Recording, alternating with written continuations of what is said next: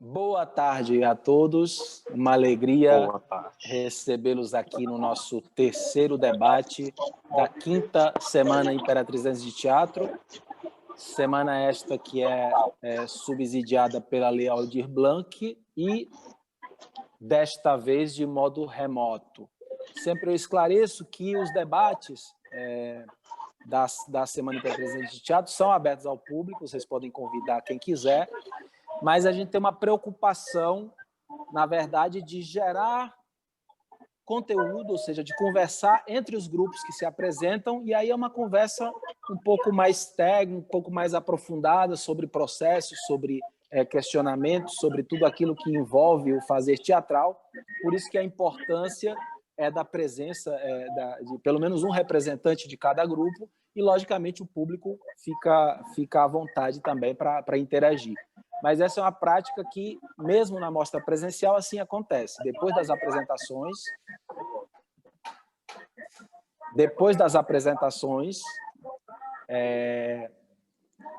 sempre depois das apresentações, a gente abre a discussão para o público, né, presencialmente, e no dia seguinte a gente faz os debates com os grupos convidados, certo?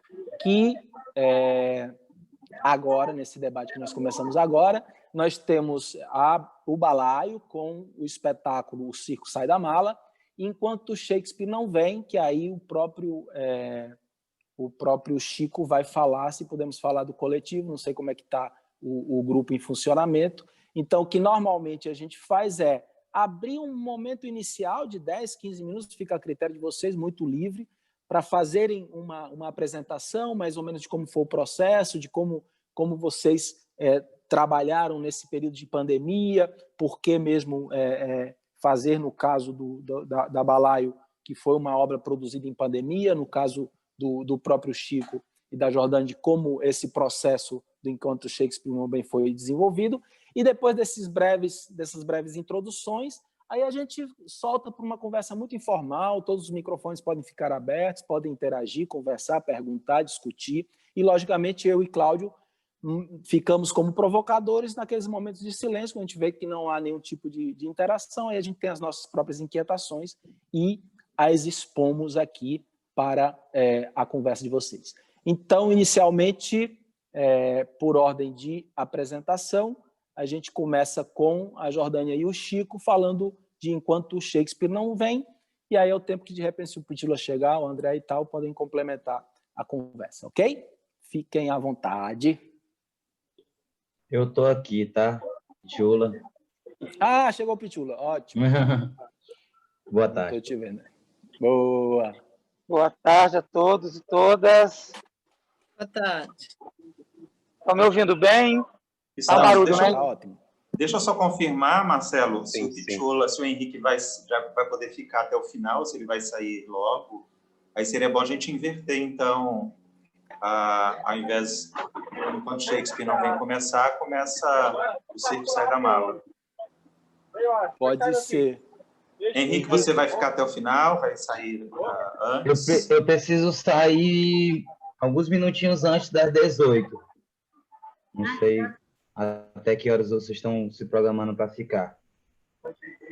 Não, então a gente pode só dar essa invertida, porque tu fica mais à vontade. A gente vai ter um breve, não sei se tu já estava quando eu estava explicando o procedimento, né? Ou seja, uma breve introdução, e aí a partir daí, quando tu tiver que sair, tu sai sem problema nenhum. Tá, ok? Então vamos começar, viu, Chico? Vamos começar por eles, certo. E aí na sequência, enquanto o Shakespeare não vem. Okay. A voz está com O Circo Sai da Mala. Oi, gente, boa tarde. Começando aqui, falar um pouquinho sobre o Circo Sai da Mala, depois os meninos terminam aí o pensamento. Eu sou Henrique Rosa, eu sou ator, palhaço, brincador de reisado aqui no Ceará. eu conheci Caxias através de um projeto do SESC, que é o Palco Giratório. Em 2014, eu estava com Romeu e Julieta, o encontro de Shakespeare com a cultura popular, e a gente foi para Caxias e eu conheci os meninos, aí, André, Igor, e um ano depois, 2015, final de 2015, eu fiz um circuito independente que a gente passou por Caxias já, depois de ter conhecido, e ficamos nesse contato, né? Depois do Palco já ficamos com esse contato. E no ano passado, os meninos entraram em contato comigo, que eles estavam em processo de montagem, né? Processo de pesquisa, quer dizer, processo de pesquisa, Elê, Igor e André. Aí a gente fechou aí uma conversa e eu fui para Caxias para ajudar esses pensamentos, né? Esses pensamentos ir para a cena, assim. Mostrei para eles assim um cenário como estava sendo feito o circo no ano passado, como estava sendo feito o circo de rua, como que estava sendo essa movimentação do circo nas praças, né? Brasil afora e aqui também no Ceará. E que o resultado vocês viram aí no vídeo, né? Estamos em um processo aí de construção, de números, de sequência e um formato muito bem colocado para esse.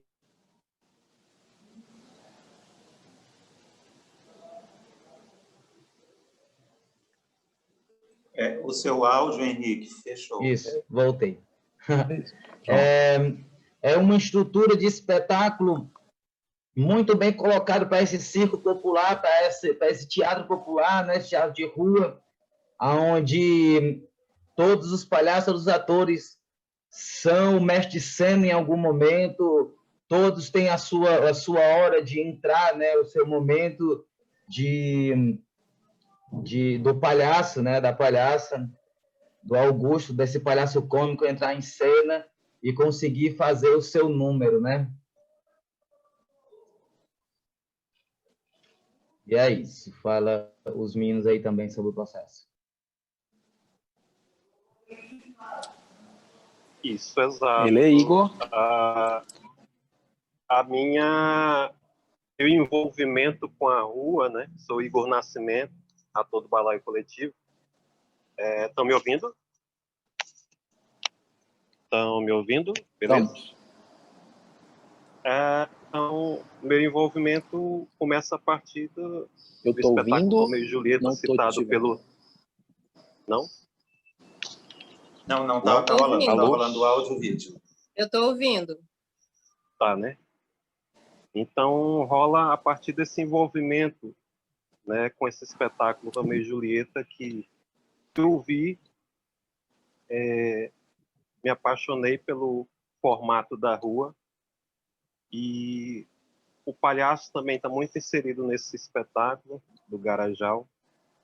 E a partir daí, a gente tentou agendar e fomos para Maracanaú, no Ceará, na sede deles, onde a gente fez uma vivência, né? E vimos várias linguagens do circo. Tivemos uma introdução, tivemos uma oficina, uma semana de oficinas das mais variadas tipos e performances que eles fazem, né? E daí voltamos para Caxias cheio de ideias e logo a gente tentou montar uma roda e fizemos uma roda na rua, na praça, na nossa praça. E a gente ainda estava cheio daquela vontade de aprender e de colocar em prática o que nós vivenciamos lá em Maracanaú. E, posteriormente, a André já trabalhava com as gags, né, de palhaço, com os números, e a gente fez o nosso primeiro espetáculo, que era foi batizado como Circo Gagueira. Né? Circo Gagueira, né, a junção das gags, e aí a gente tentava fazer aquele conectivo dos números, até mesmo como a gente pode evidenciar hoje no circo Sai da Mala, né? só que agora com umas junções com conectivo um pouco mais elaborados, até mesmo pela experiência que nós já tivemos desde essa época, né? E aí o Circo Sai da Mala vem nessa perspectiva, né? Sem tantas pretensões, até mesmo porque falta ainda muita experiência. Eu gosto quando uma oficina que eu fiz aqui em Caxias com o Daniel, o palhaço Rabito, né, do Vagamundo, ele me disse que o palhaço nunca está pronto, né? E assim a gente vai nessa caminhada, sempre aprendendo, né, dando os tombos na rua. Lembro até uma vez uma experiência que nós tivemos ainda com esse espetáculo, né, o Circo Sai da Mala, lá em União, no Piauí, onde foi bem complicado, né? A gente, nessa linguagem da rua, que diferente da caixa cênica, onde está todo mundo controlado lá, a gente, né, tem um certo controle do público. Já na rua, não. A gente tem que se deparar com pessoas passando, pessoas nem ligando com o que a gente está falando. A gente tendo que aumentar a voz para chamar a atenção. Mas a gente vai em frente, né? As frustrações acontecem às vezes, ainda mais na rua, mas até mesmo em mim deu vontade de desistir depois desse momento, né? Voltar para a caixa cênica de novo, para minha proteção. Mas fica aquela coisa também, que é, a meu ver, uma liberdade que a rua, que o palhaço tem, né? Dele sentir o público e colocar no seu texto, colocar na sua brincadeira, né, aquilo que o público pode trazer. Pode trazer elementos, né, até maiores do que a gente pensou em falar. E estamos nesse processo e, né, animados de termos voltado. Passamos uma lacuna aí desde da última apresentação, ainda em 2019, né, pela pandemia. E aí surgiu as oportunidades, né, das leis de incentivo, que a gente teve incentivo para retornar, né? E estamos nessa linguagem nova, online, né? Tentando aprender a adaptar o nosso espetáculo a isso. E agora Elê? Pronto, agora Elê. Bom, eu sou Elê Frazão, também atriz, e agora me aventurando aí nessa palhaçaria de rua. Eu não me considero uma palhaça ainda, até costumo brincar que a Emoji, que é o nome da minha palhaça, é uma criação, é parida pelo Igor. O Igor que incentivou bastante, disse que era possível, mas aí a gente começou fazendo uns testes de gags para a gente fazer algum trabalho, vender algumas coisas para o Sesc.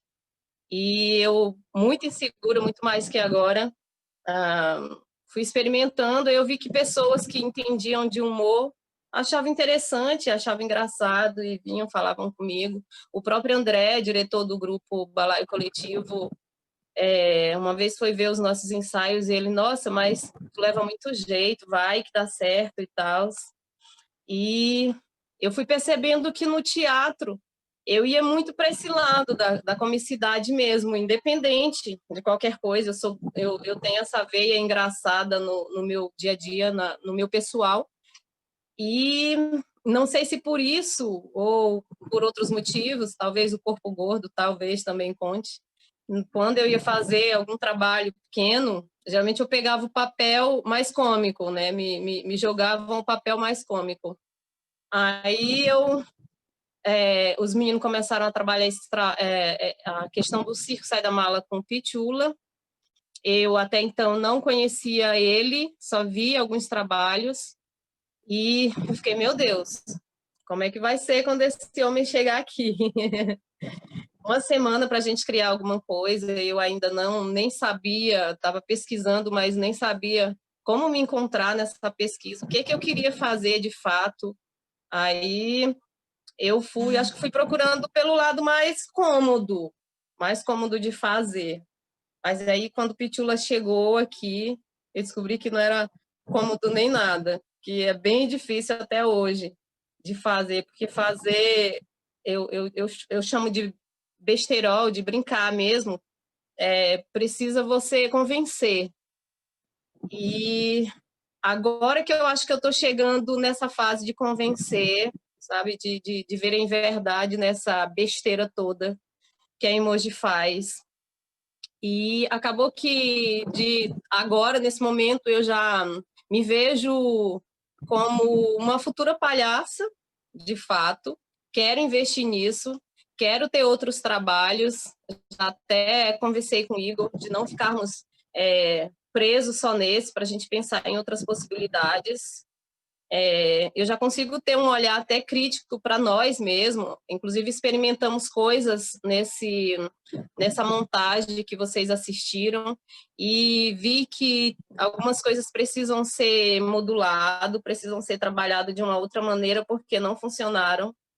E é isso. Eu estou aqui na palhaçaria.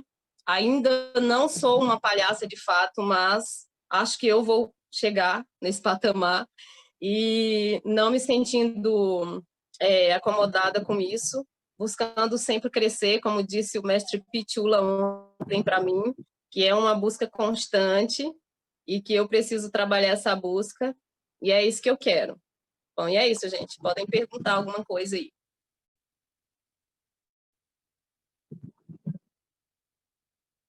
Seu microfone, Marcelo. Seu microfone, Marcelo. Só lembrando, para quem não conhece, porque ela falou sobre o corpo gordo, ela também tem uma pesquisa sobre gordofobia, e aí está dentro desse contexto todo relacionado. A gente passa agora para o Chico e a Jordânia, falarem um pouquinho sobre Enquanto Shakespeare Não Vem. Então, gente, boa tarde de novo. Mais uma vez explicando que eu estou numa praça pública porque a gente está fazendo um trabalho aqui de ornamentação natalina, que é de responsabilidade da minha pasta aqui na cidade. E aí não deu tempo eu ir para casa, então vocês vão ouvir muito barulho, de carro de som principalmente. Então, desculpem por isso. Bom, eu sou Chico Cruz, eu sou diretor do Grupo Cordão de Teatro, diretor fundador do grupo. No momento aqui na minha cidade, eu estou como secretário de Cultura e, portanto, um pouco ausente das atividades do grupo, mas o grupo existe, o grupo está trabalhando, o grupo está com uma nova formação, o que me deixa muito feliz. Uma garotada que está muito afim de fazer e está montando assim, o seu novo trabalho, que é justamente nesse período natalino, que é um texto do Lawande, inclusive, o Natal dos Pequeninos, né? Tudo entre a gente, entre família, coisa boa demais. E Enquanto Shakespeare Não Vem, é um espetáculo de 2013, se não me engano, que a gente fez durante um bom tempo.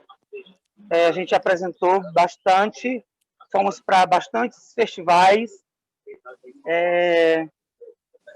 e a gente sempre fala de não parar de fazer. Ainda hoje eu e Mica fazemos parte do Cordão, e na verdade a gente parou de fazer porque a gente não via mais para onde correr, né? E agora, para onde a gente vai? Já tinha esgotado assim, os contatos. Aí a gente teve que parar, mas a gente tem um espetáculo ainda em nós, e a gente tem as coisas todas do espetáculo, esperando assim, qualquer momento a gente começar a fazer de novo. Esse espetáculo ele surgiu meio que do desespero, né?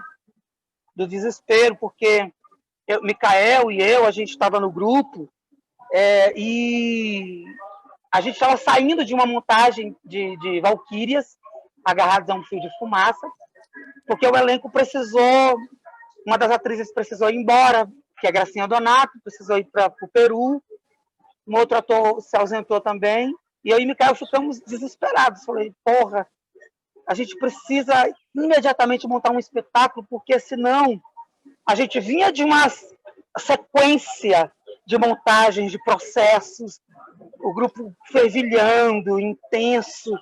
Falei, a gente vai montar um negócio agora, já, eu e você.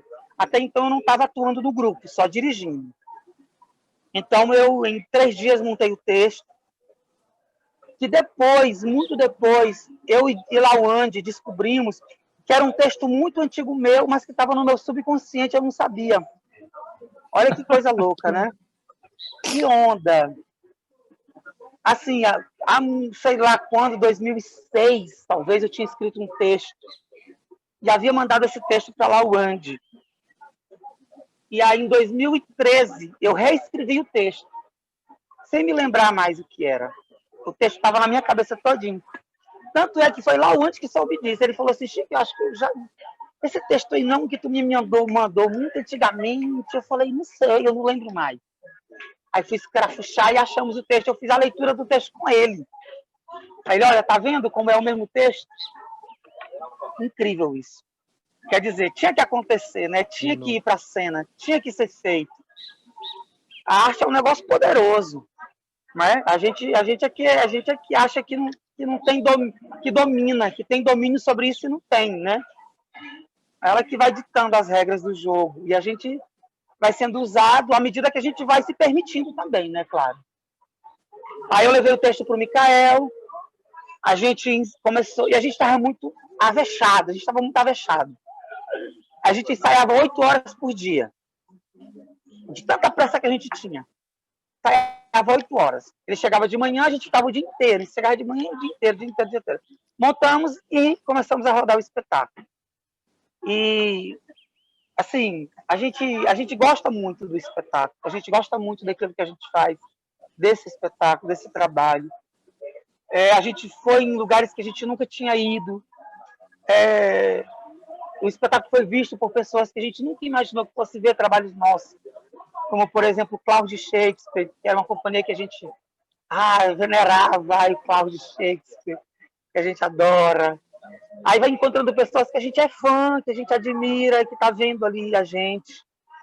A gente foi para o Festiluz, um festival incrível. E lá outras pessoas que a gente super fã, assistindo. Então, assim, foi muito gostoso. E a gente não tinha isso nos outros trabalhos, né? Os outros trabalhos sempre vistos com Marcelo. Marcelo sempre viu muitos trabalhos da gente, porque Marcelo acompanhou desde quando a gente começou a fazer teatro, lá em 2005, 2004. Marcelo assistiu o nosso primeiro trabalho, que nem era cordão, não era uma companhia ainda, era um elenco, né? Então ele viu tudo ali junto com o Cláudio Marconcini. Então foi vendo, acompanhando todo o trabalho do grupo, e de repente viu a gente voando sozinho. Eu lembro, Marcelo, de uma pergunta sua na Semana Imperatrizense de Teatro, em 2005, 2006, eu não lembro qual ano, mas nesse começo, que a gente era um elenco, fazendo Josimos, que o diretor era de Brasília, e você perguntou, e quando ele foi embora, o que vocês vão fazer? Era a pergunta. E aí, ele vai embora, ele não é daqui, é de Brasília, o que você vai fazer, né? E tá aí a gente aqui, fazendo ainda, insistentemente, muito espelhado também na estética da Pequena. Isso é importante eu ressaltar, porque é verdade. Porque a gente vem de uma cidade que não tem teatro, e uma cidade que não tem teatro, para fazer um teatro bonito, é bom que ela se espelhe na Pequena. Porque a Pequena sabe muito bem resolver isso, de forma, né, com a maestria, profissionalismo incrível. Porque Marcelo está nesse lugar, né, do não teatro do palco italiano, né? Ele se vira muito bem. E aí a gente, espelhado muito nisso, né, já cria também dessa Pequena, desse olhar, o trabalho da Pequena, construiu Shakespeare, né? Quando a gente fez Valquíria, tinha uma estética não muito limpa, né? Uma estética, mas ainda tentando assim, vamos tentar ir no caminho da Pequena. Imagina, olha a pretensão. Olha a pretensão, estava passando um carro de som. Aí o espetáculo ficou bem poluído. Já no Shakespeare a gente já deu uma limpadinha melhor.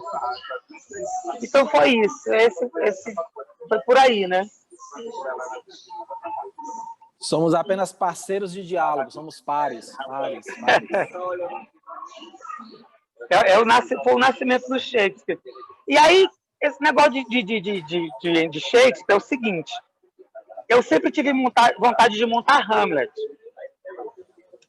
E o meu grupo é muito pequenininho para montar Hamlet, né? Hamlet exige 200 atores. Aí eu falei, rapaz, eu vou montar Hamlet com 2 atores. Eu dou conta de montar com 2 atores, com 3 atores. Com 3 atores eu dou conta. Aí eu dá trabalho de adaptar texto. Bicho, pega um texto e vai adaptar. Aí eu falei, não, vai dar trabalho demais, é melhor eu escrever. Aí eu fui jogando, joguei coisas do Shakespeare, Romeu e Julieta. Só que é tudo muito pervertido também, né? Romeu e Julieta é uma perversão. A gente perverteu a cena absolutamente. Tem um falo, a gente... O meu personagem todos usa aquele falo como se estivesse masturbando Julieta. E é engraçado que o texto está certinho. Eu fiquei pensando, será que não é a intenção dele? Né? De repente a gente acha que é romantismo. Né? E a gente acha que é romântico e nem é romântico. Porque na hora que a gente começou a fazer, a gente... Não é romântico, não é romântico. Dá para fazer essa aliança. Que doideira. Aí foi isso. Perfeito. Jordânia, quer comentar alguma coisa? Para a gente liberar as conversas? Não, acho que o Chico falou muito bem. E muito. Então, gente, agora a gente faz o que a gente já comentou. A gente franqueia a palavra, podem se falar entre si, não havendo, já tenho a primeira provocação. Tem alguém que já queira observar? Eu posso jogar a minha provocação? Vou eu, Cláudio, então, né?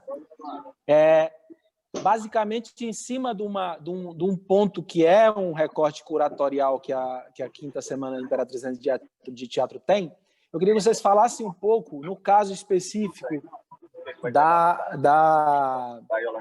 do Balaio, que é uma obra produzida em pandemia. Que tá ao lado.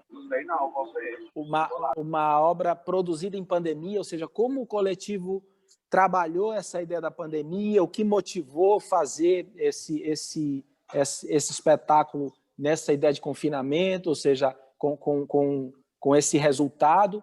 E no caso para o Klaus e Shakespeare, no caso especificamente para o Chico e para o Cordão, como foi essa lida com a pandemia, ou seja, o quanto isso gerou de confinamento, de aflição, de falta de produção, como o grupo trabalhou com isso, se manteve esse processo que está em andamento, se manteve trabalhando, como os dois grupos se desenvolveram, pensaram e sofreram e viveram esse momento pandêmico, esse momento tão agudo para os artistas. A gente pode começar pelo Balaio. Bom, na verdade, assim, né, foi em 2019, lá, eu não lembro qual que foi o mês, os meninos podem me situar aí, que a gente começou nesse processo. E aí, quando chegou a pandemia, tudo se esfriou, todo mundo perdeu as energias, e, para ser muito franca, a gente pensou em desistir até. Muitas coisas pessoais aconteceram nesse meio tempo. Nesse tempo aí que está se prolongando demais. E daí, eu e Igor, Igor e eu, acho que a gente não consegue ficar sem cena, não. A gente murcha e tal. E aí, de vez em quando, a gente falava um com o outro, reclamando. E eu, quer saber? Vem aqui para casa, pô, vamos ensaiar, vamos fazer qualquer coisa. E aí a galera, as criancinhas estavam liberadas aqui na rua para brincar mesmo, sabe? Tudo muito solto.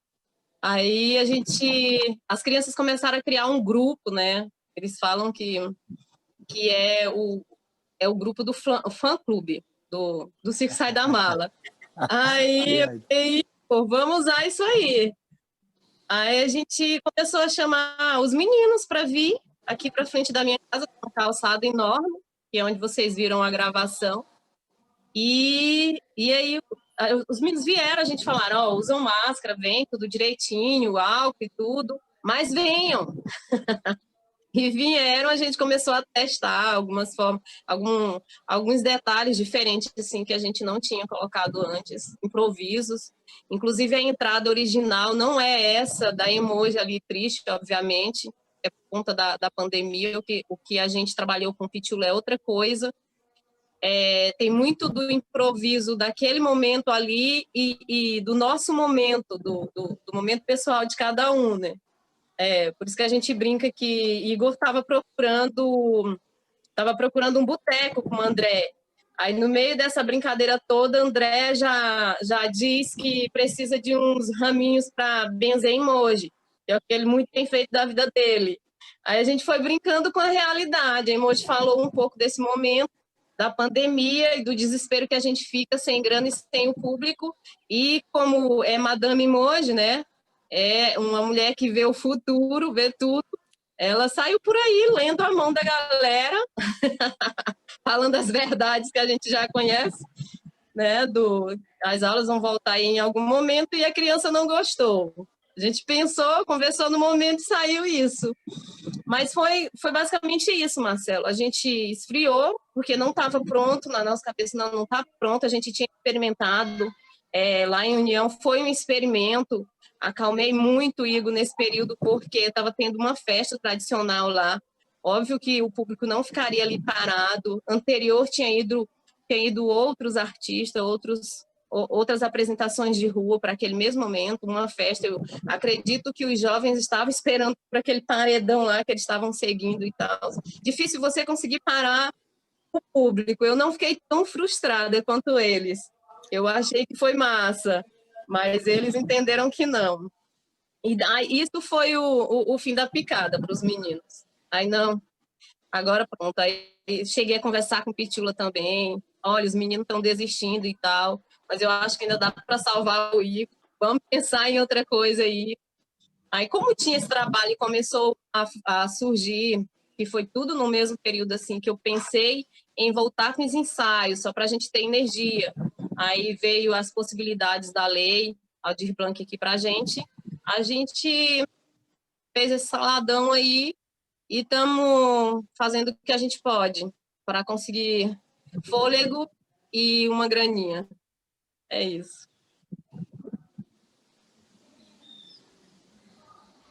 Eu não sei se daqui a pouco vai ter uma interrupção aqui típica da rua. Estava tendo, já era um bêbado que estava por aqui. Então, bom, a gente pensou e como a gente sempre pensa como é que nós vamos fazer isso em meio à pandemia, né? É até um pouco uma contradição, um espetáculo de rua, uma cena curta de rua, como é que isso vai ser feito? Nós precisamos do público, né? E como é que isso vai ser feito em segurança? Até mesmo por nós, em cena, eu acredito que nós tivemos um pouco de audácia, porque a gente ensaiava, né? Claro, sem máscara, a gente tinha que ter um contato, né, mais próximo. A gente teve essa certa audácia, mas nós fizemos. E agora para adaptar, né, para essa questão online, para uma espécie de estúdio entre aspas, para outros eventos, né, em que, porque mesmo na calçada da Elê, a gente, falando uma certa linguagem do cinema, a gente perde a luz em um certo horário, né? E a primeira gravação que nós fizemos, a gente começou como a gente sempre começa, às 5 da tarde, né? Como a maioria dos espetáculos de rua começa, né? Pela questão do sol mais ameno, né? E nós acabamos perdendo a luz, se empolgando com o jogo, né? Com a brincadeira. E a gente perdeu a luz e na metade da cena para o final, nós já não tínhamos mais a luz para a câmera, né, captar a cena da Gillette. O fogo até dava. E a gente teve que bolar a estratégia. Como é que a gente faz? Não, vamos mais cedo, né? Não, mas mais cedo ali na tua calçada não faz sol demais. Aí depois ele foi verificar, né, a sua própria calçada e viu que não, né, dava, tinha luz e a temperatura não era muito forte. E a gente, não, então vamos fazer 3 horas da tarde. Então, aí deu certo. 3 horas da tarde a gente fez certinho, deu para a gente captar, né, que foi apresentado ontem. Mas é esse desafio, né? Porque a gente tem uma live para fazer e a grande dificuldade é mesmo o formato do espetáculo, que precisa da plateia, e a gente precisa desse lugar aberto. E, de novo, a problemática será a luz. A gente vai ter que adaptar e correr atrás de tudo isso aí, porque o horário é às 18 horas, então a gente vai ter que resolver essa questão, as dificuldades da pandemia. Eita. Eu gostaria de saber do Chico um pouco mais sobre o Natal dos Pequeninos, se ele vai ser feito e montado para as ruas, quando é que vai ser estreia, se é em local fechado, espaço multiuso, ou se vai ser todo virtual. Para todos vocês, inclusive para Jorge, para Marcelo, para Henrique, tentem ser pontuais no que vocês conseguiram ver durante a pandemia em teatro, em termos de experiências, e que vocês pudessem compartilhar com a gente. Sendo bastante pontuais. Eu vi uma apresentação de Beltrano que trabalhava só com filmagem, mas era ao vivo no palco italiano. Só para a gente saber o que está acontecendo e o que está chegando até vocês, para compartilhar mesmo. Muito bem. Então, quando começou a pandemia, o Grupo Cordão não estava em processo de construção de espetáculo, mas estava em processo de reconstrução do grupo. Porque em novembro do ano passado eu reuni um grupo de jovens, convidei esses jovens para fazer parte do grupo. Falei, eu estou reunindo vocês aqui porque eu gostaria que vocês integrassem o Grupo Cordão. Isso era em novembro. Aí eu disse, a nossa primeira experiência vai ser para o Natal, fazer uma peça de Natal. Aí a gente montamos um espetáculo de rua, que era o Natal. Foi um texto que eu fiz muito rapidamente. Então, deu muito certo, foi bem legal. Quando foi janeiro, fevereiro, a gente fez algumas reuniões, né, para a gente dar início, né, aos nossos trabalhos. Aí, quando foi em março, veio a pandemia, a gente parou. Aí, eu falei, gente, vamos dar uma pausa em tudo que a gente pensou, para ver o que vai acontecer. Então, bem no início, quando a gente remontou o grupo, veio essa pandemia, né, já com o elenco novo. Agora, a pandemia não passou, mas a gente está junto aqui, está fazendo teatro, passando por cima das ordens. Agora, a gente, durante o período de pandemia, eu compartilhei com os meninos muitos vídeos de teatro, textos, a gente leu, a gente fez leituras juntos, via remota, né? A gente leu a Cantora Careca, a gente leu Fã de Lis, a gente leu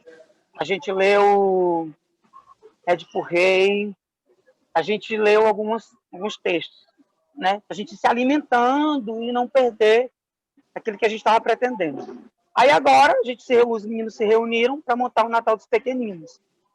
Aí recentemente a gente se juntou para assistir X em Sete Cuias, do Lume. E foi uma experiência fantástica para o grupo, né? Porque os meninos, eles não viram ainda, né? Não viram teatro ainda. Estão começando agora. Estão começando com a gente. Alguns acreditam que nunca... Acho que teu mic Seu desligou. microfone, Chico. Desligou agora. Seu microfone está desligado, Chico. Desligou no finalzinho agora. Tá. Então, Voltou. os meninos, eu não tenho experiência, alguns nunca nem entraram em teatro, né? A não ser agora que a gente está construindo teatro aqui na cidade e eles estão visitando a obra, então estou conhecendo. Então é isso que a gente tem feito durante a pandemia.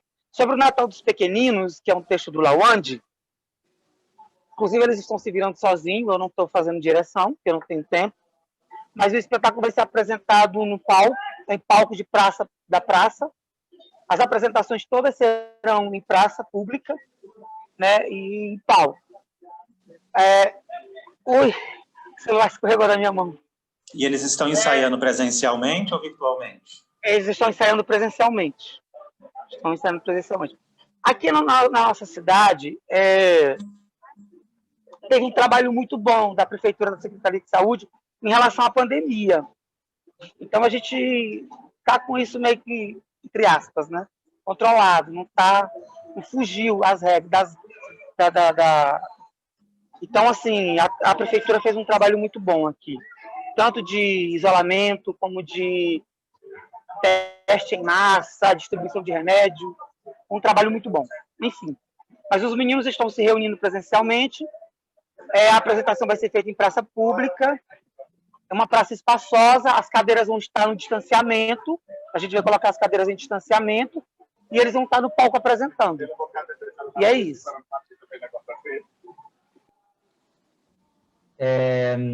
Aqui em Fortaleza aconteceu assim muito louco essa questão da pandemia.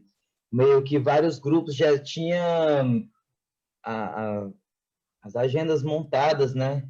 Para esse ano de 2020, a gente começou lá o ano já trabalhando bastante aqui, os grupos muito ativos, né? Graças a Deus. E quando estourou a pandemia, parou tudo, né? Fechou, os festivais anunciaram que ia ser cancelados, né? Ou adiados, programações de estreias também, ficou todo mundo nessa loucura. Mas falando de uma coisa que a gente está super acostumado a fazer, né, artistas, se reinventar, procurar o fazer de outra forma. E eu assisti assim, muitos trabalhos durante assim que começou a pandemia, que fechou tudo. Eu recebi um convite de uma feira aqui de Fortaleza para que eu fizesse uma live, ou fazendo uma live de algum espetáculo, ou conversando com alguém. E eu disse assim, era a primeira semana, eu disse, não, gente, espera aí, não vamos fazer live ainda não temos esse costume de estar fazendo essa live, né? E foi passando 1 mês, 2, 3, e a gente ficou dizendo, e aí, vamos fazer, né, essas lives, vamos fazer esse trabalho. E eu já indo atrás de assistir os grupos que estavam fazendo live, que estavam trabalhando com essa tecnologia, né? Vários grupos aqui fizeram trabalhos lindíssimos, né? Silvério e Gil Gifone, que é da Inquieta, né? Fizeram um trabalho muito bem feito, usando os filtros do Instagram, usaram de verdade, né? Não só pegaram o celular e colocaram aqui e passaram o espetáculo para esse celular, né? Como a gente estava falando, os meninos estavam falando do balaio, dizendo que precisa do público, né? Certo? Quem é palhaço, quem está fazendo teatro de rua, quem está ali direto nessa rua, precisa desse público, dessa resposta, né? Mas é jogar com isso, com o que tem nesse celular. As 10 Graças também é um grupo aqui de Fortaleza, eles têm um espetáculo Cabaré das 10 Graças, e eles utilizaram muito bem esse aplicativo, Zoom, para ser colocado como fundo de cena, né? Cada um na sua casa, aqui tem uma janela, aqui tem uma tomada, aqui tem um armador, e de fazer essa projeção também, que com quem está no seu nome, mas está a pequena companhia que está usando, né? tá usando esse fundo do Instagram, do Zoom para colocar ali a logomarca. E isso muito massa, muito massa. É saber como usar essa tecnologia agora, né? E em Fortaleza, afrouxando um pouco, a gente voltou a fazer o espetáculo na rua. Mas não pode, né? Não pode estar ali, bater aquela palma, armar o cenário e dizer que vai começar o espetáculo, porque ainda não está liberado, né? Mas tem que ter esse cuidado de pedir para as pessoas ficar nas suas calçadas, que fique dentro da sua casa, que assista da janela. Um coletivo que eu faço parte, que é o Full Circo, a gente está fazendo uma performance que a gente chega num Fusca, a gente tem um Fusca, e anuncia que em cima dele tem um som, em cima do Fusca tem um som, a gente anuncia que o circo está chegando na rua, que a performance está chegando para as pessoas que fiquem em casa, que não precisa vir fechar a roda, como o costume, né, das pessoas aqui escutou um som, escutou uma música, alguém tocando um instrumento, as pessoas já fecham a roda, né? Já estão meio que já acostumados. E vendo isso, vendo esses outros grupos fazerem, vendo esses grupos se adaptando com esse modo de fazer, tanto digital como presencial, que a gente fica feliz de saber que quem faz mesmo, quem faz, vai continuar fazendo, né? A gente sabe, assim, que a gente precisa muito dessa onda de moda, né? A gente que trabalha com essa arte popular precisa muito dessa arte de moda, que tem um tempo que tem vários grupos aparecendo, fazendo teatro, fazendo circo, fazendo teatro de rua, e de repente, uma época some, né? Fica só as mesmas pessoas fazendo, os fazedores mesmo, né? E a pandemia veio para dar essa baixada de novo. E vendo esses outros grupos, vendo um festival rolando aqui, de Imperatriz, né? Que a gente está se encontrando aqui, eu estou no Ceará e a gente está conversando aqui, porque a pandemia fez isso acontecer, né? A gente está se encontrando, não sei se você já tinha esse costume de se encontrar por algum aplicativo desse, mas eu não tinha. Estou ministrando um curso aqui e você dá um curso de circo pelo Zoom. Como, né? A gente vai descobrindo isso fazendo. Descobrindo isso, mexendo, vendo os outros amigos, conversando, perguntando como é que é. Só para encerrar, a gente participou de um festival agora, que foi o Festival Internacional de Circo, que foi atendendo os protocolos, não é isso? Né? Que aqui no Ceará, o governador permite que tenha evento para 100 pessoas, em um lugar que não seja fechado, que seja um lugar aberto, mas que tenha um controle de público. A gente participou desse festival, foi dentro de um ginásio, de uma escola, e você tá ali em cena e vê que ali, né, tem 100 pessoas assistindo, mas vê aquelas cadeiras 1,5 metro de distância do outro, vê todo mundo de máscara, que você só vê o olho, que você não vê as pessoas estão longe para poder interagir com o seu espetáculo, para poder você escutar, ter o retorno do público. É uma coisa louca, você diz, caramba, isso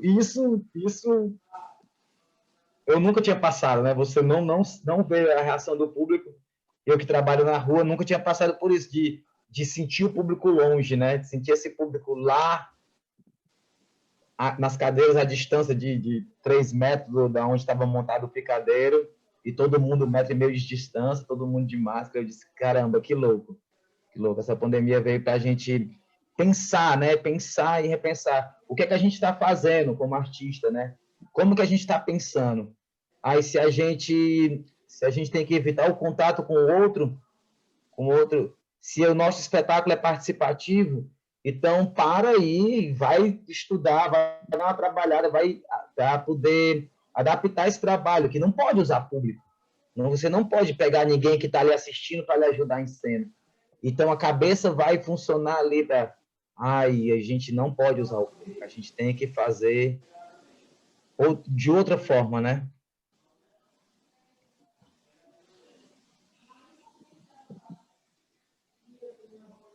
Seu microfone, Jorge. Então, eu me devo, acho que até ao movimento todo, eu vi pouquíssimas coisas relacionadas ao teatro nesse momento de isolamento. Primeiro que foi uma pancada que a gente ainda... Eu acredito que o teatro ainda levou um pouco mais de tempo para tentar entender como é que iria fazer, como é que iria ressurgir. Com o meu trabalho ligado à música, aí eu acabei indo mais para o lado de música, comecei a fazer live como DJ eu morava num apartamento, e lógico que ficava sabendo aos poucos, já com a demora a quarentena, que era de 18 dias, que depois passou para 20, que foi aumentando e foi aumentando, a gente ficou sabendo de trabalhos que iam surgindo, ideias que foram surgindo com o tempo. Mas, como bem disse, acho que foi o Kio Abreu na conversa que antecedeu todos os trabalhos aqui da Semana Imperatrizense, eram grupos que já eram ligados, de alguma forma, com esse tipo de tecnologias, que já haviam experimentado tudo. Eu confesso que, particularmente, na minha experiência de lives, mesmo como DJ, eu tentava ainda trazer um pouquinho de uma mise-en-scène no que eu fazia, acho que talvez por sentir falta um pouco disso. Aí eu me maquiava, me apresentava, tudo. Mas era mais uma questão de manter ainda, talvez, uma certa ligação do que seria uma apresentação, porque o DJ acaba sendo um trabalho meio isolado, sozinho, uma cabine. Então, às vezes, eu não ficava muito preocupado também com isso. Era uma coisa assim, mas lógico, sabendo de todo o cansaço que é de você parar na frente de uma tela e ficar vendo um DJ e tudo. Quando eu consegui ver outras coisas fora da questão música, era normalmente ligado a poesias, eram recitais, era uma coisa porque a pessoa estava sozinha, então levava muito essa coisa do monólogo e tal, mas deixa que bem registrado, também havia um certo cansaço, não havia ganchos para a gente permanecer tanto tempo na frente de uma tela, de um computador ou de um celular. E acaba que a gente fica disperso, a gente faz várias coisas ao mesmo tempo no celular. E resumindo tudo, falta eu ver várias outras experiências muito boas que tiveram. Estou tentando catar e achar tempo ainda de como fazer isso e rever. Ao mesmo tempo, me questionam determinadas situações do tipo de ver uma geração, como o Chico está dizendo aqui agora, que tem um grupo começando a fazer teatro. Imagina daqui a 5 anos a pessoa comentar e dizer, eu comecei fazendo teatro no Zoom. Né? É estranhíssimo para a gente. O celular é um inimigo nosso, da pequena companhia, não admite nenhuma luzinha do celular. E o celular virou, de repente, esse baita de amigo nosso. A ferramenta que está nos tirando desse, vamos dizer assim, desse isolamento criativo. As pessoas estão exercitando, estão trabalhando. Ele virou o nosso grande parceiro, né? O celular, aquele instrumento, aquele aparelho que a gente pedia tanto para ser desligado no início do espetáculo, é ele que está fazendo isso tudo aqui com a gente agora, né? Então, o teatro que vem em 2021 é essa junção de coisas, como é que a gente se comporta, se a gente volta de novo aquele nosso Teatro da Caverna, que eu amo, adoro. A Pequena Companhia de Teatro é uma brincadeira dizer que a gente ainda faz teatro na época das cavernas. Mas é isso, é o que está jogado. Estou me devendo e aceito sugestões. Olha, veja isso, veja aquilo, veja isso. Me ajuda, Jorge, só vê para mim o nome do espetáculo que a Flavinha dirigiu com 2 atrizes fora, que eu não tenho como checar. Chega para mim porque eu vou falar dele. Vou lembrar. Inclusive, Marcelo Flecha já deu piti por conta de uma pessoa com a luz do celular ligada. Eu lembro, lá na Pequena Companhia. Deu um grito na mulher. Agora a gente vai fazer junto, quando a gente voltar para o palco presencial, aí a gente vai dizer que a pessoa vai poder continuar acompanhando pelo celular, porque a gente vai também estar transmitindo, então não vai ter problema. Mais alguém quer compartilhar alguma experiência que tenha assistido de teatro nessa época de pandemia, com as novas tecnologias de informação? A partir desse meio, né, eu tive a oportunidade de ver a Tony. Veja que, mesmo aí na questão online, eu venho acompanhando o projeto da Máscara do Leitura de Quinta. Acompanhei o texto 2, né, e tive a oportunidade assim, de ver a Tony encenando. Tá, mas era ao vivo? Era em qual Eu acredito que plataforma? era no YouTube. No YouTube? Era uma câmera só, duas, três? Fala um pouco. Duas. Eu acredito que era individuais. Isso. Cada um no seu quadradinho. Só, Marcelo, todo o grupo. A Flavinha fez. Onde você estava quando eu acordei? Pronto. No meu caso, eu tive, de tudo que eu vi, uma experiência que me chamou muita atenção. Foi dirigida por Flávia, com duas atrizes, uma em Aracaju, acho que Sergipe, e outra em São Paulo. Agora eu não sei. Remotamente ao vivo, na verdade, sendo que uma atriz estava em São Paulo, a outra estava no Nordeste, não lembro agora o estado, e a Flavinha dirigindo, ela fazia tudo que eles chamam, como é? De switch, é o que o Cláudio está fazendo agora, né? O switch e tal.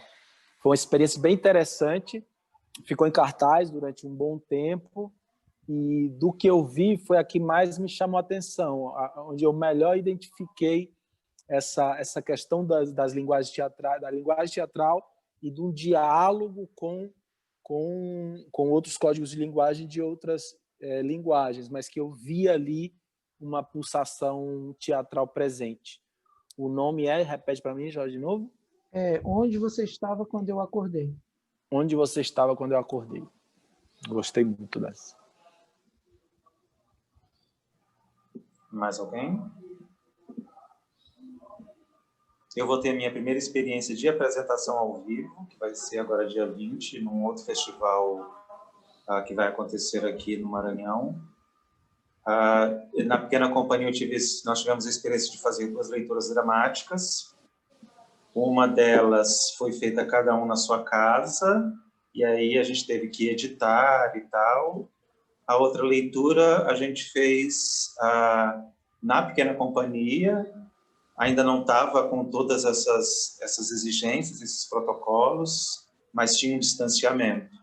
Agora, tirando isso, o que eu vi foram algumas poucas experiências, mas muito teatro filmado também. Mas eu particularmente não gosto de ver. Nenhuma das experiências eu não gosto de ver. Eu gostei de fazer a leitura dramática nos 2 formatos, e não tenho ainda essa experiência de fazer ao vivo, mas terei no dia 20. Então, para ver, eu não gosto de ver nada. Se é para ver na tela, eu gosto de ver filme, o que eu percebi, independentemente dos códigos que são usados. Falou que é teatro no computador, não gosto muito. Fazer, eu gosto. Não, pelo menos essas 2 experiências de leitura, e não sei se eu vou gostar ou não dessa experiência do dia 20. Deixa eu aproveitar. Sim. A gente fez as 2 experiências e, por incrível que pareça, eu poderia ser até um pouco mais reticente, que eu sempre sou mais reticente no grupo. Eu gostei mais da experiência da gente fazendo a segunda vez a leitura, no caso, que aí a gente fez cada um na sua casa, e depois o Cláudio teve o trabalho de editar e de juntar todas as cenas. Porque assim, se a saída é essa, então eu vou me obrigar a gostar. Não, realmente teve um prazer diferente em fazer isoladamente, até por conta de ver como é que iria ficar depois a junção. Eu queria fazer uma provocação para ele, porque eu não queria deixar batido, porque coincidentemente, antes da gente entrar ao vivo, ou melhor, antes de estar gravado, a gente estava com a Jo conversando sobre isso, com o Cláudio.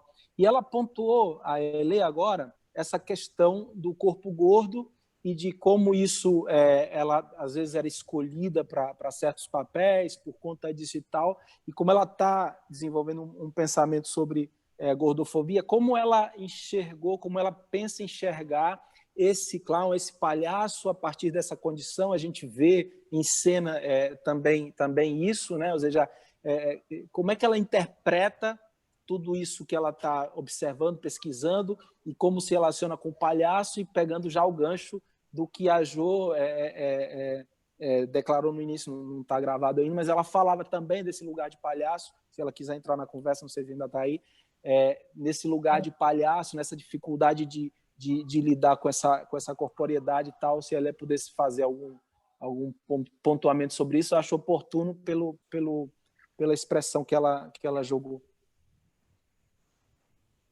Estou por aqui ainda, amigo. Ótimo. É porque eu só tenho uma coisa aí para não ficar passando. Mas eu diria porque caiu uma chuva, ainda agora eu tive que desligar aqui para me poder ver as goteiras. Estão me ouvindo? Sim, estamos te ouvindo, Lê. Ok. Isso me fez lembrar o processo quando o Pitula veio aqui em Caxias. Ele sugeriu que eu deveria... Ele sugeriu só que eu deveria colocar uma blusinha mais curta. Eu até gostei da ideia. Eu não me incomodo com o ridículo do palhaço, obviamente. Mas eu também ainda estava presa muito no ser mulher. E aí, com essa inquietude que já era minha anterior a essa montagem, eu pesquisando e pesquisando muito sobre a gordofobia, a pressão estética, hoje é muito mais leve. Se fosse para eu fazer algo desse tipo, para mim, tranquilo, até ouso brincar. Fiz um processozinho para um festival recentemente, onde eu coloquei só sutiã e short, dancei, tentei uma sensualidade que eu sei que fica muito cômica, mas eu gosto. Mas é bem isso. No princípio, era muito difícil lidar com essa questão de entender que o meu corpo me faz perder muita coisa. Eu já tive a oportunidade de ser chamada, eu acho que eu tinha esse direito de ser chamada para fazer um determinado papel, mas o diretor não me enxergou uma licença poética, não viu a capacidade em mim e me ficou entendido que era mesmo pela a minha estética e não pela minha capacidade cênica. E isso sim doeu. Isso doeu muito, que foi o que me alavancou essa vontade de falar sobre a licença poética, sobre o peso que é mulher e ser gorda, né? Porque existe o corpo gordo enquanto mulher, o corpo gordo enquanto mulher preta, enquanto mulher favelada. Então, assim, com muita leveza, não quero castigar ninguém, eu quero brincar com isso, eu quero, dentro dessa montagem, mostrar que eu sou, sim, capaz de fazer uma dramaturgia pesada e posso continuar sendo palhaça, posso continuar sendo cômica também. Eu quero despertar a sociedade nesse contexto, de que a questão do ser feio é muito mais no que você aprendeu e no que foi trabalhado atualmente, do que de fato do que de fato enxerga. E até, inclusive, a mim eu acho que eu quero falar também que tudo bem ser feio, sabe? Tá tudo bem ser feio, você não pode perder espaço por isso. Tá? Você não pode ser mal atendido em um hospital porque a tua aparência não agrada por causa da roupa que você está usando. E eu sofri com isso agora na pandemia, na morte da minha mãe. Eu fui humilhada e precisei de advogados para ser melhor atendida no hospital, porque a minha aparência não estava agradável. E é muito pesado quando eu sinto isso no meu meio de trabalho, na minha labuta, aqui no teatro. Quando eu vejo que pessoas, quando o meu próprio grupo, em algum momento, deixou de considerar que eu fizesse algo porque não me enxergou sendo capaz por causa do meu corpo. E aí eu acho que é uma temática que deve sim ser falada. Já quanto a palhaça, eu digo que as minhas pesquisas para chegar ao meu diálogo, né, nesse processo de solo, eu digo que me libertou muito. Eu já vinha nesse processo, mas assim, chegar muito mais forte e mais rápido. Posso fazer qualquer coisa com o meu corpo e está tudo bem. Porque é libertador mesmo pesquisar, fazer um trabalho, uma profunda pesquisa do que você quer falar. E isso é muito massa. Eu até indico, eu acho que a palhaça, qualquer mulher palhaça que mora em um corpo gordo, tem que fazer esse tipo de pesquisa. De liberdade de corpo mesmo, entender que não somos feias por sermos gordas. Porque a gente já tem essa liberdade de brincar e a gente tem a comicidade no que a gente faz, no jeito desengonçado que a gente faz, mas no fundo a gente está impregnado ali com tudo que a sociedade diz para a gente a todo momento. Quando você vai num bar que você não se sente confortável em estar sentado numa cadeira ou com medo que ela quebre por causa do seu peso, sabe? Ninguém prepara o mundo não está preparado para lidar com a gente. Na verdade, estão sempre querendo forçar que a gente esteja dentro do padrão que estão impondo, sabe? Mas quando você entende claramente que o erro não está na gente, que não é uma preocupação com a nossa saúde, se fosse preocuparia com a nossa diabetes e tal, se preocuparia com pessoas extremamente magras, sabe? A preocupação é com que eles estão vindo e acham que aquilo é feio. A preocupação não é com a saúde da pessoa. Isso é triste, porque eu também conversei com algumas nutricionistas que me falaram que elas sofrem essa lavagem cerebral ainda na faculdade, sabe? Para colocar pessoas gordas como pessoas doentes.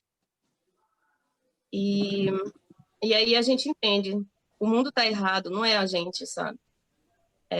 E é isso, é libertador. E assim, oi, estão me ouvindo? Então, Sim. Nós somos palhaça, eu, por exemplo, no dia da minha palestra vou falar um pouco sobre isso, mas dizer assim, que o teatro, quando nós estamos apresentando, a criança, o adulto, ele não vê a gente assim, né? O gordo, o feio, o bonito, porque nós somos tão verdadeiros na nossa arte que isso passa despercebido para eles. Pode até, por exemplo, eu já fui mais gordinha, estou mais magra, mas tem pergunta, não, já não pode emagrecer mais não, porque senão perde a graça. Bonita é porque você é gordinha, né? Eu escuto então, isso. vem todo esse processo da questão da saúde, né? Mas, assim, a aceitação, eu venho trazendo um palhaço masculino, que é o peteleco dentro de mim, e, de repente, eu me liberto dentro de uma palhaça, que eu gostaria sempre de ser daquele jeito, e a gente coloca bloqueio na gente mesmo. Às vezes, também, a gente cria que, às vezes, o público, quando nós estamos apresentando, não estão nem pensando nessa questão dessa nossa estética. Nós também, de tudo isso, eu concordo com você, mas, às vezes, também a gente cria aquilo. Eu nunca uma criança deixou de dizer, tia, eu não vou brincar com você porque você é gorda. Não vou deixar de brincar com você. Não, é tão verdadeiro quando eu chamo ele para brincar, ele não questiona isso. Ele quer saber do que eu estou fazendo com ele, brincando, sendo verdadeiro, né? Então, com esse espetáculo, ele tem me ensinado muito a palhaça contra a cena, né? Essa libertação dessa mulher feminina que tem coragem de colocar um maiô. Eu lembro que a gente tem muita... Eu lembro quando eu era criança, eu sempre fui gordinha, aí um dia minha mãe fez uma roupa para mim, aí eu, gordinha, barrigudinha, só tinha barriga, parece. Aí, quando ela colocou a roupa em mim, eu falei assim, mamãe, coloca por dentro. Aí, todo mundo começou a rir de mim. Eu comecei a pegar a pilha de por dentro, porque a roupa ficaria ridícula, né? Parecia um colchão amarrado, né? A gordinha ali, você colocar um colchão e aquelas gorduras. Essa é a questão mesmo da nossa aceitação. Isso é lindo no palco. Eu quero dizer para você que também a questão da palhaçaria feminina, ela está tão forte que eu também não conhecia, né? Tudo isso é novo nessa palhaçaria e que são bandos de mulheres se redescobrindo.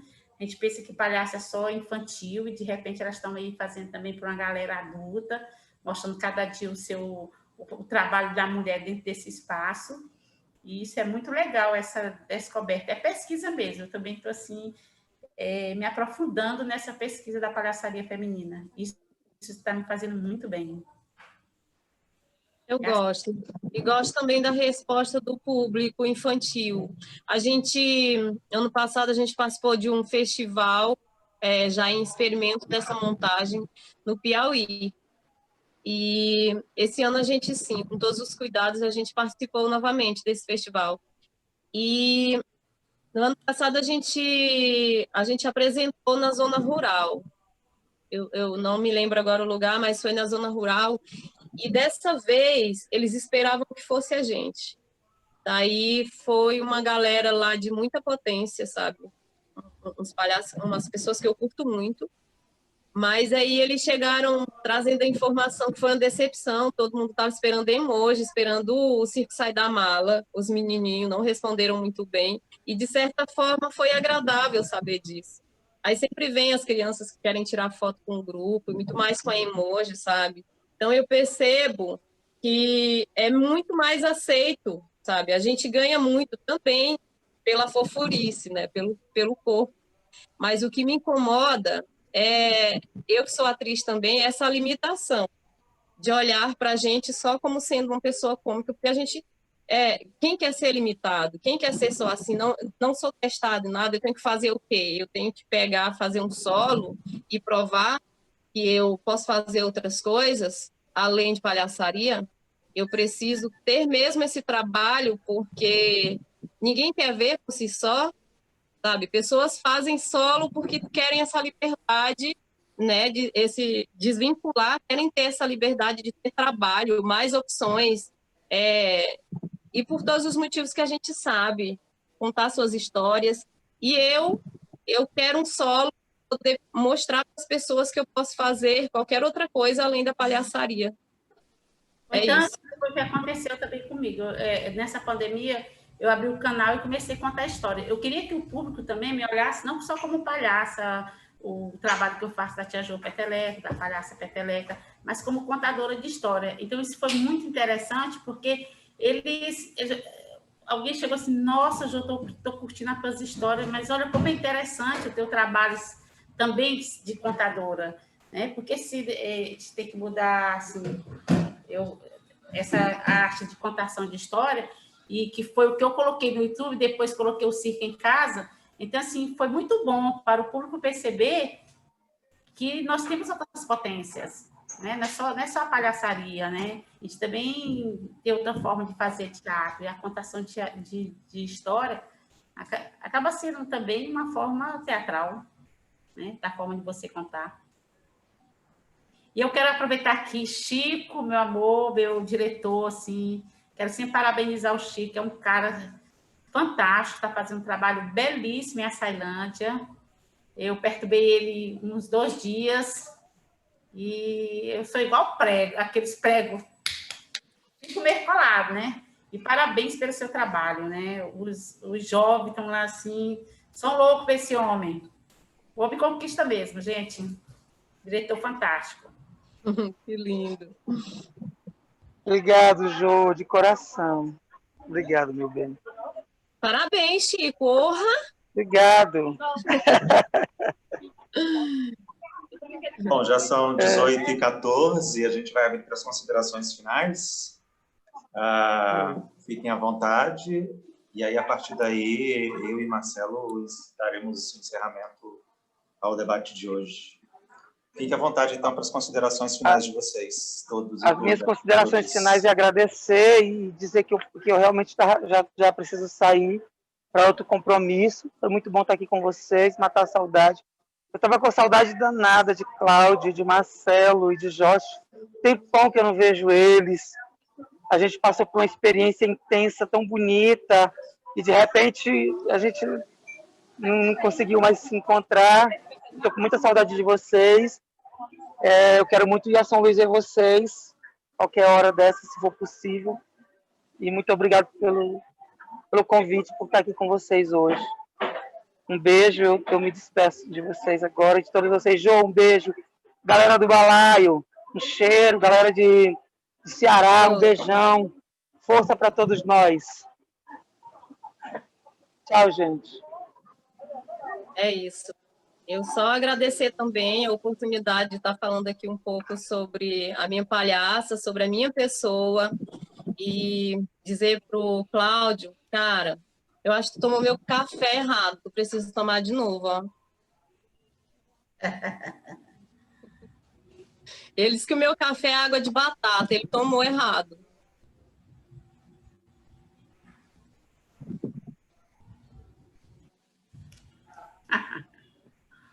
Cadê ele, Cláudio? Sumiu?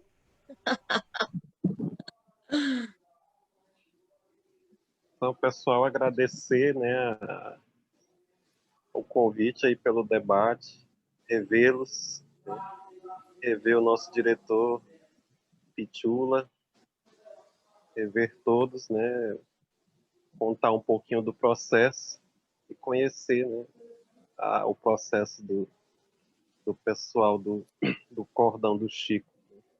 Conhecer, né, a Jo, né, foi interessante. Espero que a gente não pare mesmo em pandemias e em pandemias.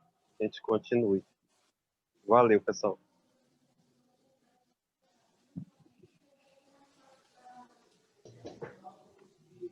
Jordânia. Vou falar um pouquinho. Boa noite a todas e a todos novamente. Eu sou Jordânia, para quem entrou depois, né? Faço mais parte dessa produção do grupo de teatro, né? Procurando ver os editais, assessorando o grupo mais nessa parte de produção. E realmente foi muito legal essa experiência, né?